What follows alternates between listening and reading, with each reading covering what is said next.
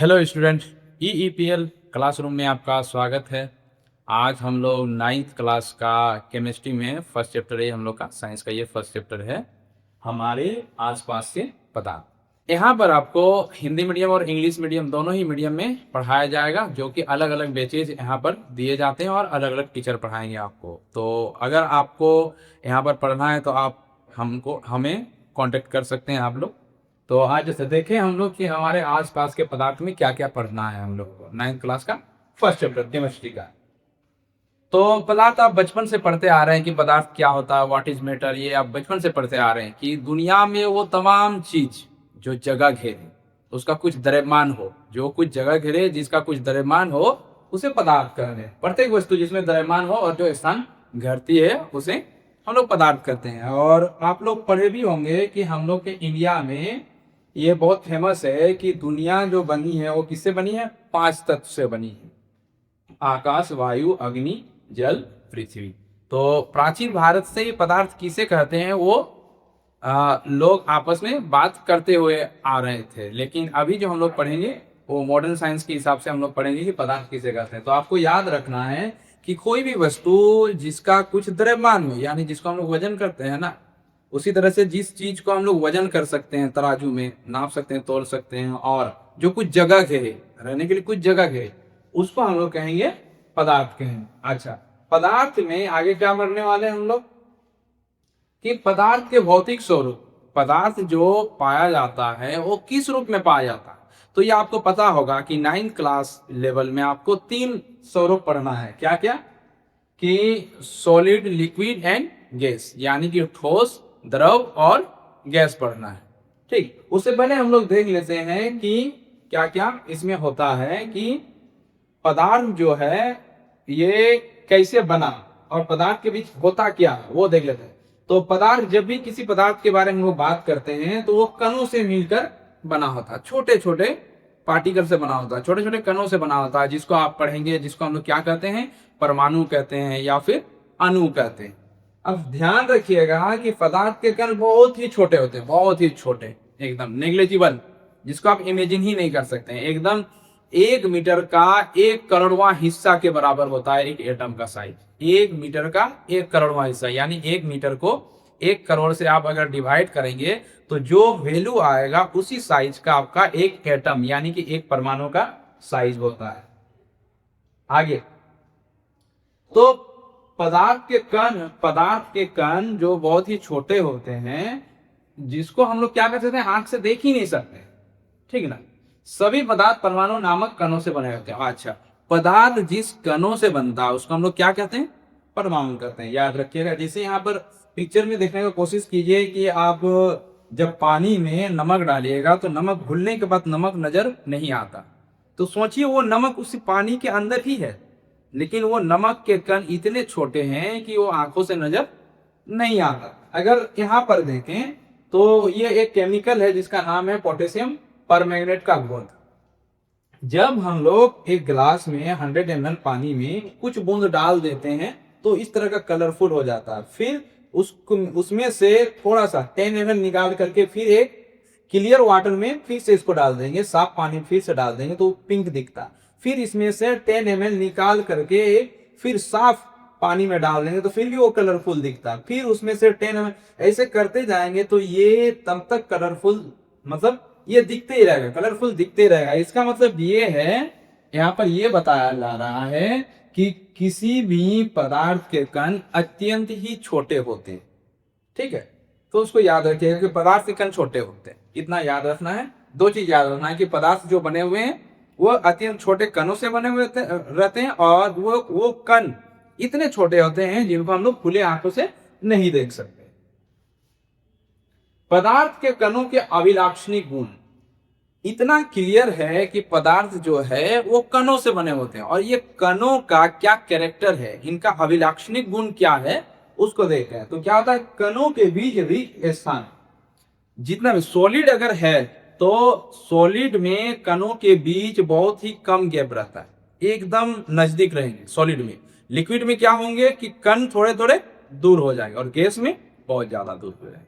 तो याद रखना है कि वस्तु का कोई भी अवस्था हो, सॉलिड हो, द्रव हो या फिर गैस हो, यानी कि ठोस, द्रव या गैस, तीनों अवस्था में हमेशा याद रखना है कि कणों के बीच कुछ ना कुछ दूरी रहता ही है, कणों की गतिशीलता। तो अगर ठोस की बात करें या द्रव की बात करें या फिर गैस की बात करें, उसमें जो कण रहते हैं, जैसे सॉलिड में ऐसे ऐसे वाइब्रेट करते रहेंगे, कण आपस में वाइब्रेशन होते रहेगा। उसी तरह से लिक्विड में भी होगा, उसी तरह से गैस में भी होगा, यानी कि ठोस में भी गति होगा कणों के बीच, और तरल पदार्थ यानी कि द्रव में भी होगा, और गैस अवस्था में भी कणों के बीच गति होगा ही होगा। कणों के बीच आकर्षण, अब ध्यान रखिएगा कि जैसे सॉलिड यानी कि ठोस अवस्था है, तो अगर दो पार्टिकल के बीच, दो कण के बीच अगर आकर्षण बल नहीं लग रहा होता तो दोनों सामने सामने नहीं रह पाते। ठीक, लिक्विड यानी कि द्रव में भी कणों के बीच आकर्षण बल लगता है, लेकिन सॉलिड से कम, यानी कि ठोस अवस्था से कम लगता है।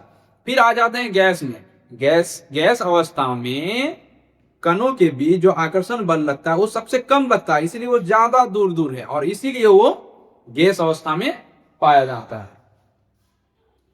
आगे देखिए, जैसे यहां पर कुछ चित्र देखने को मिलेगा आपको। जैसे ये एक सॉलिड है, सॉलिड में क्या होता है कि कणों के बीच जो रिक्त स्थान है वो बहुत ही कम होता है, द्रव में थोड़ा सा ज्यादा और गैस में बहुत ज्यादा। तो ध्यान रखिएगा, कणों के मध्य रिक्त स्थान किसमें? ठोस में सबसे कम रहेगा, ठोस में सबसे कम, फिर द्रव में, फिर गैस में। उसी तरह से मूवमेंट ऑफ पार्टिकल यानी कि कणों की गतिशीलता कहां ज्यादा होगा? जहां कण दूर दूर है। तो कण दूर दूर कहां पर है? गैस में, यानी गैस में गतिशीलता सबसे ज्यादा रहेगा। द्रव में गैप जो है गैस से कम है, तो गैस से कम गतिशीलता रहेगा। ठोस में सबसे कम रिक्त स्थान है, इसीलिए इनकी जो गतिशीलता होगी वो भी सबसे कम होगी। यहां पर देखिएगा थोड़ा सा। अब बात करते हैं हम लोग आकर्षण के बारे में। यहां पर दो कण बहुत ही नजदीक इसलिए आ रहे हैं क्योंकि इनके बीच आकर्षण बल सबसे ज्यादा है, फिर इसमें उससे कम, फिर इसमें सबसे कम। तो याद रखें कि कणों के बीच आकर्षण बल जो होता है ठोस में सबसे ज्यादा, फिर द्रव, फिर गैस। नेक्स्ट, पदार्थ की अवस्थाएं। पदार्थ को कितने रूपों में हम लोग देख सकते हैं, कितने रूप में ये पाए जाते हैं? तो ये तीन आप बचपन से पढ़ते आ रहे हैं, ठोस अवस्था, द्रव अवस्था और गैस अवस्था। तो ये आपको पता है। अब ठोस अवस्था में क्या होता है, इसका गुण क्या है? ठीक है, निश्चित आकार और आयतन। इसका आकार निश्चित होगा, आयतन भी निश्चित होगा। कणों के बीच की दूरी बहुत कम होगी, और आकर्षण बल, कणों के बीच आकर्षण बल सबसे ज्यादा होगा। ठीक, और कणों के बीच जो गतिशीलता है वो सबसे कम। द्रव अवस्था में अगर देखें तो आयतन तो निश्चित होती है लेकिन आकार नहीं। अच्छा, इसका मतलब क्या है कि जैसे अगर पानी को अगर हम गिलास में डाल देंगे तो वो गिलास का आकार ले लेगा, अगर बाल्टी में अगर डाल देंगे तो बाल्टी का आकार लेगा। मतलब किसी भी बर्तन में आप पानी को डाल दीजिए, यानी कि द्रव को डाल दीजिए, तो उसी आकार में वो बदल जाएगा। इसीलिए यहां पर बोला जा रहा आयतन तो निश्चित है, यानी 1 लीटर है तो 1 लीटर ही रहेगा, वो चेंज नहीं होगा, लेकिन आकार उसका चेंज होगा। बर्तन जिस बर्तन में रखिएगा उसी का वो आकार ले लेगा। ठोस की तुलना में द्रव के कणों के बीच अधिक दूरी होती है। ठोस में बहुत ही नजदीक रहते हैं कण, लेकिन द्रव अवस्था में थोड़े से दूर रहेंगे, और इसीलिए यहाँ पर आकर्षण बल ज्यादा होता है, यहाँ पर आकर्षण बल कम होता है। यहाँ पर गतिशीलता बिल्कुल ना के बराबर होगी, एकदम से वाइब्रेट करेंगे। यहाँ पर गतिशीलता थोड़ा ज्यादा रहेगा, उससे ये ज्यादा रहेगा। अब आ जाते हैं गैस अवस्था। तो गैस अवस्था में क्या होगा कि इनका ना तो वॉल्यूम यानी कि आयतन और आकार दोनों ही निश्चित नहीं होता है। अब यहाँ पर आयतन, ध्यान रखिएगा, आयतन बोलने का मतलब है कि किसी बर्तन में अगर गैस को रखा जाए और उसको अगर हम दबाना चाहेंगे तो वो दबेगा, यानी उसका आयतन जो है वो चेंज होगा। अगर उसको गर्म करेंगे तो उसका आयतन बढ़ेगा, वो उसमें नहीं होता है। सॉलिड और लिक्विड में यानी कि ठोस और द्रव में ना के बराबर होता है। अगर थोड़ा बहुत टेम्परेचर चेंज होगा तो बहुत ज्यादा वॉल्यूम चेंज नहीं होता है, लेकिन गैस अवस्था में बहुत ज्यादा आयतन में परिवर्तन देखने को मिलता है अगर टेम्परेचर थोड़ा बहुत चेंज कर दें तो। टेम्परेचर या प्रेशर में चेंज करेंगे तो गैस अवस्था में हम लोग को आयतन में चेंज होता हुआ दिखेगा। अच्छा, आकार इसका निश्चित नहीं होता, जिस बर्तन में आप रखिएगा इसको उसी का आकार यह दे देगा। कणों के बीच की दूरी ठोस और द्रव की तुलना में अधिक होता है। गैस जो है, गैस अवस्था में कणों के बीच दूरी बहुत ज्यादा होती है, इसीलिए ये क्या करेगा, फ्रीली मूव करेगा, मुक्त रूप से इधर उधर वो गति कर सकता है। तो गतिशीलता के हिसाब से हम कह सकते हैं कि गैस अवस्था में कणों की गतिशीलता सबसे अधिक होती है। पदार्थ के अवस्था में बदलाव। क्या कभी ऐसा हुआ है कि आपने बर्फ को देखा होगा? बर्फ पिघलता है तो लिक्विड बनता है, और पानी जब उबल रहा होता है तो वो गैस बनता है। यानी कि ठोस जो है उसमें अगर तापमान बढ़ाएंगे तो वो द्रव बनेगा, द्रव में तापमान बढ़ाएंगे तो वो गैस बनेगा। तो याद रखिए, पदार्थ के अवस्था में बदलाव होता है। कैसे बदलाव होता है? तापमान परिवर्तन से, या फिर दाब परिवर्तन का भी प्रभाव पड़ता है। मतलब कैसे प्रभाव करता है? जब अवस्था में बदलाव होता है तो तापमान का किस तरह का प्रभाव रहता है और दाब परिवर्तन का कैसा प्रभाव रहता है, उसको हम लोग देखते हैं। तो यहां पर देखिए, तापमान परिवर्तन का प्रभाव क्या हो सकता है? तो गलनांक। कोई भी ठोस वस्तु को जिस तापमान में तरल अवस्था में बदला जा सके, कोई भी ठोस अवस्था है किसी वस्तु का, वो अगर द्रव अवस्था में बदल रहा है तो कोई ना कोई तापमान होगा, उस तापमान को हम लोग क्या बोलते हैं? गलनांक। जैसे कि बर्फ, एक बर्फ का टुकड़ा कितना टेम्परेचर पे पिघलेगा? 0 डिग्री सेल्सियस पे। तो 0 डिग्री सेल्सियस से थोड़ा सा अधिक कर दें, या 0 डिग्री सेल्सियस भी रहने दें, तो 0 डिग्री सेल्सियस पे बर्फ जो है वो पानी बनना शुरू हो जाता है। तो हम कह सकते हैं कि बर्फ का गलनांक कितना है? 0 डिग्री सेल्सियस है। क्वथनांक यानी कि द्रव, द्रव अवस्था में जो वस्तु है वो जो है जिस तापमान पे वो भाप बनना शुरू हो जाता है, यानी कि गैस अवस्था में बदलना शुरू हो जाता है, उसको हम लोग क्या कहेंगे? क्वथनांक कहेंगे, यानी कि बॉइलिंग पॉइंट है। आप इंग्लिश में भी दे सकते हैं, अगर किन्हीं को थोड़ा बहुत कंफ्यूजन हो। हिंदी में बहुत सारे ऐसे शब्द हैं जो शुद्ध हिंदी से लिए गए हैं, तो दिक्कत हो तो यहाँ पर आप देख सकते हैं। हिमांक, हिम यानी कि हिम मतलब ही होता है बर्फ, यानी जिस तापमान में कोई द्रव किस में बदल जाए?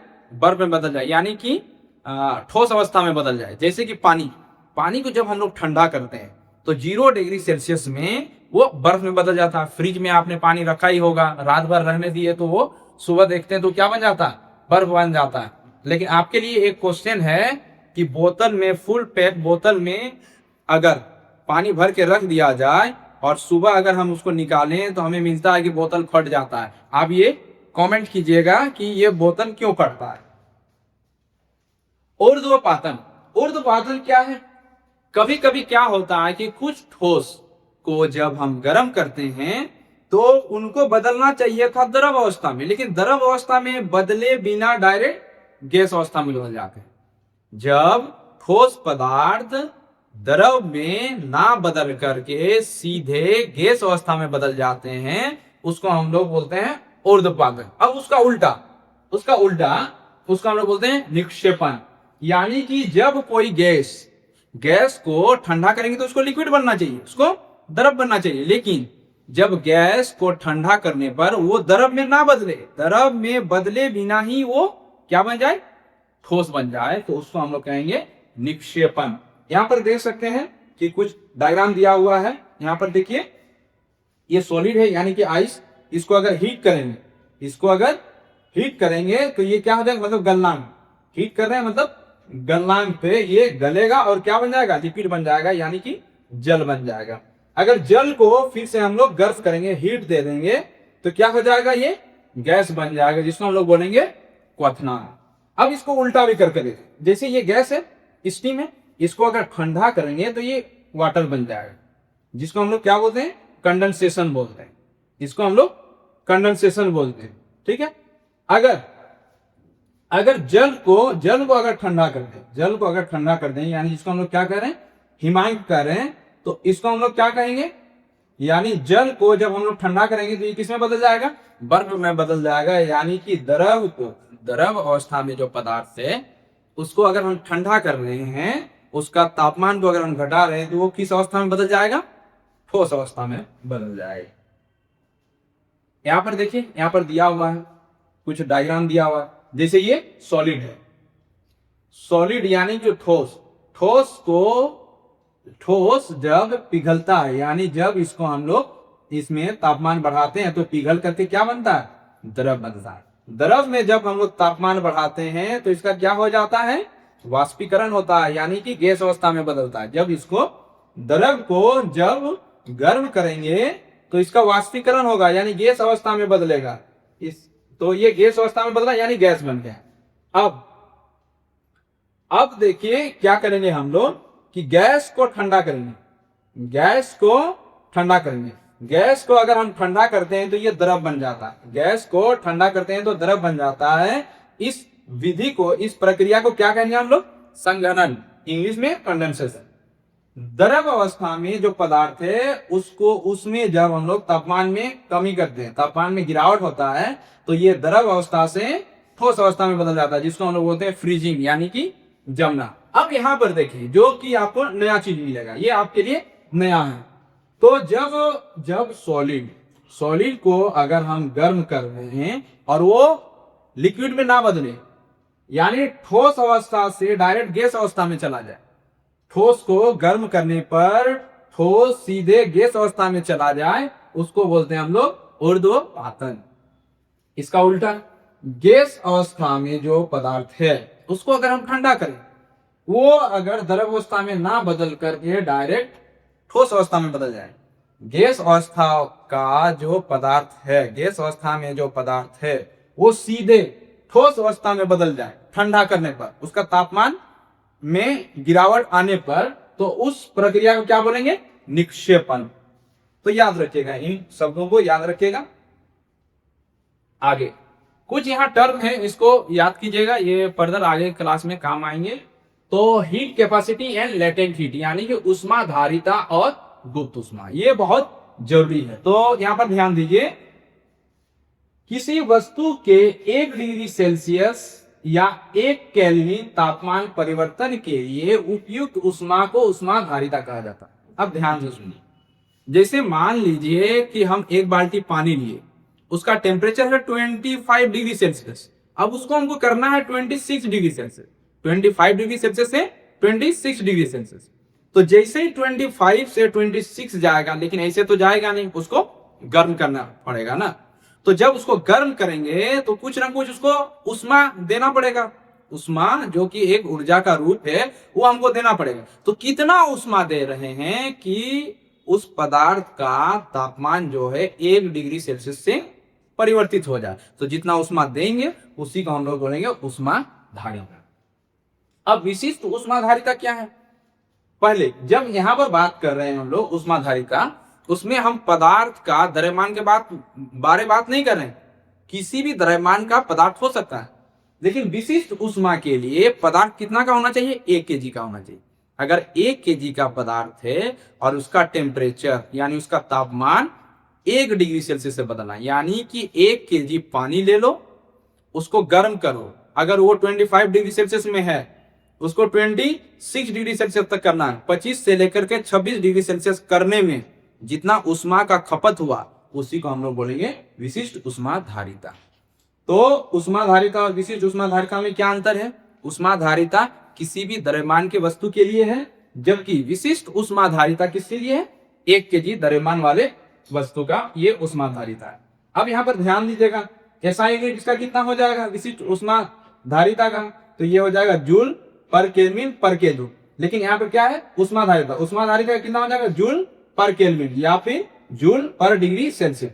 अच्छा, विशिष्ट उष्माधारिता का क्या हो जाएगा, जूल पर केजी पर केल्विन या जूल पर केजी पर डिग्री सेल्सियस। यहाँ पर कुछ फॉर्मूला भी है, तो फॉर्मूला 9th लेवल में आपका इसका यूज नहीं है, लेकिन आप इसको देख सकते हैं, लिख सकते हैं, समझ सकते हैं। अब आते हैं लेटेंट हीट। जब हम बर्फ को गर्म करते हैं, मान लें कि बर्फ 0 डिग्री सेल्सियस में है और बर्फ को पिघल करके पानी बनना है, तो 0 डिग्री सेल्सियस पे जो बर्फ है वही पानी में बदल रहा है। मान लीजिए कि 0 डिग्री सेल्सियस बर्फ जो है पिघल करके 0 डिग्री सेल्सियस पे पानी बन रहा है। ध्यान दीजिए, बर्फ भी 0 डिग्री सेल्सियस में है, पानी भी 0 डिग्री सेल्सियस में है, यानी टेम्परेचर क्या है, स्थिर है। तापमान जो है स्थिर है, तापमान यहाँ स्थिर है। 0 डिग्री सेल्सियस पे बर्फ भी है, 0 डिग्री सेल्सियस पे पानी भी है। तो बर्फ से पानी बदलने में जो उष्मा का जरूरत पड़ेगा उसी को हम लोग बोलेंगे गुप्त उष्मा। ये आपने देखा होगा आमतौर पर कि जब पानी उबल रहा होता है तो पानी ही से ज्यादा गर्म भाप लगता है, भाप से ज्यादा लहर पैदा होता है, ज्यादा जलन पैदा होता है। उसका कारण यही है कि जब पानी उबल रहा होता है तो पानी का तापमान भी 100 डिग्री सेल्सियस है और भाप यानी कि जो वाष्प है उसका भी तापमान 100 डिग्री सेल्सियस है। लेकिन उसके पास एक प्लस पॉइंट ये है कि वो अपना अवस्था चेंज कर चुका है, यानी कि 100 डिग्री सेल्सियस का पानी 100 डिग्री सेल्सियस का भाप बन रहा है, तो कुछ उसको एक्स्ट्रा एनर्जी चाहिए जिसको हम लोग बोलते हैं गुप्त उष्मा। तो भाप इसलिए ज्यादा तीखा या दर्दनाक होता है क्योंकि उसके पास गुप्त उष्मा के बराबर ज्यादा एनर्जी है। इसको याद रखिए। तो जब भी कोई पदार्थ अपना अवस्था चेंज करता है स्थिर तापमान पर, स्थिर तापमान पर जब कोई पदार्थ अपना अवस्था चेंज करेगा, उस अवस्था चेंज में उसको कितना उष्मा का जरूरत पड़ रहा है उसी को हम लोग कहेंगे गुप्त उष्मा, इन इंग्लिश लेटेंट हीट। तो लेटेंट हीट का हम लोग का यूनिट हो जाएगा जूल, जबकि स्पेसिफिक लेटेंट हीट हो जाएगा जूल पर केजी। यानी 1 केजी बर्फ को पानी बदलना, 1 केजी बर्फ को पानी में बदलना है। 1 केजी बर्फ जो कि 0 डिग्री सेल्सियस पे है उसको 1 केजी का पानी जो कि 0 डिग्री सेल्सियस पर है। बर्फ से पानी बदलने में जितना एनर्जी का जरूरत पड़ रहा है, जितना उष्मा का जरूरत पड़ रहा है उसी को हम लोग बोलेंगे विशिष्ट गुप्त उष्मा। नेक्स्ट, वाष्पीकरण। कोई भी तरल पदार्थ जिसको हम गर्म करते हैं तो वो गैस अवस्था में बदलता है, ठीक है, तो उसी को हम लोग क्या कहते हैं, वाष्पीकरण कहते हैं। यानी कोई भी तरल पदार्थ गैस अवस्था में बदलता है उस प्रक्रिया को हम लोग क्या कहते हैं, वाष्पीकरण। याद रखें, वाष्पीकरण को प्रभावित करता है, कौन प्रभावित करेगा, कुछ ना कुछ कारक होंगे, उसको आगे हम लोग देखेंगे। अच्छा, वाष्पीकरण से शीतलता भी मिलता है, तो इसको हम लोग देखते हैं आगे। ये शीतलता क्यों मिलता है, इससे रिलेटेड एक क्वेश्चन भी है, उसका बात करेंगे। पहले देख लेते हैं कि वाष्पीकरण को प्रभावित करने वाले कारक क्या है। तो वाष्पीकरण को प्रभावित करने वाले ये कारक है। सतही क्षेत्रफल बढ़ने पर वाष्पीकरण बढ़ता है, यानी कि एक गिलास पानी लें, उसको गिलास में ही रहने दें, और एक प्लेट लें, बड़ा सा प्लेट लें, उसमें दूसरा 1 गिलास पानी वहां डाल दें। तो आप सुबह उसको छत में रख दें, आपको क्या देखने को मिलेगा कि गिलास का पानी ना के बराबर मतलब वाष्पीकरण हुआ है। गिलास का पानी का वाष्पीकरण हुआ है लेकिन बहुत ही कम, जबकि प्लेट में जो पानी था उसका वाष्पीकरण ज्यादा हो गया। तो यहां से हम बोल सकते हैं कि सतही क्षेत्रफल जैसे बढ़ेगा वैसे ही वाष्पीकरण बढ़ेगा। तापमान में वृद्धि होने पर वाष्पीकरण बढ़ता है। नदी नाला गर्मी के टाइम में सूख जाता है, कारण यही है कि तापमान में वृद्धि होने का कारण क्या हो जाएगा, वाष्पीकरण ज्यादा होगा। वायु की गति बढ़ने पर वाष्पीकरण बढ़ता है। आपने बरसात के टाइम में या किसी भी मौसम में पंखा के नीचे कपड़ा जरूर सुखाया, तो जब पंखा घूम रहा होता है तो हमारे कमरे का वायु का गति बढ़ जाता है। तो वायु का गति बढ़ने से भी वाष्पीकरण बढ़ता है। आर्द्रता में वृद्धि होने पर वाष्पीकरण घटता है। याद रखें, जब वायु में बहुत सारा मॉइस्चर आ जाए, बहुत सारा आर्द्रता आ जाए, यानी कि वायु में पहले से ही भाप है, पहले से ही पानी है, उस अवस्था में क्या होता है कि हम लोग के कपड़े लेट से सूखते हैं, यानी कि वाष्पीकरण का दर जो है वो घट जाता है। जैसे बरसात में धूप देने के बावजूद भी कपड़ा को सूखने में टाइम लगता है। क्यों? क्योंकि बरसात के मौसम में वायु में पहले से ही जल भरपूर मात्रा में रहता है, इसीलिए। जबकि ठंडा के टाइम धूप उतना तेज नहीं भी पड़ता है लेकिन कपड़े जल्दी सूख जाते हैं, क्योंकि ठंडे के मौसम में हम लोग के वायु में आर्द्रता की कमी होती है, इसलिए गाल में वो भी फट जाता है। दाब में वृद्धि होने पर वाष्पीकरण घटता है।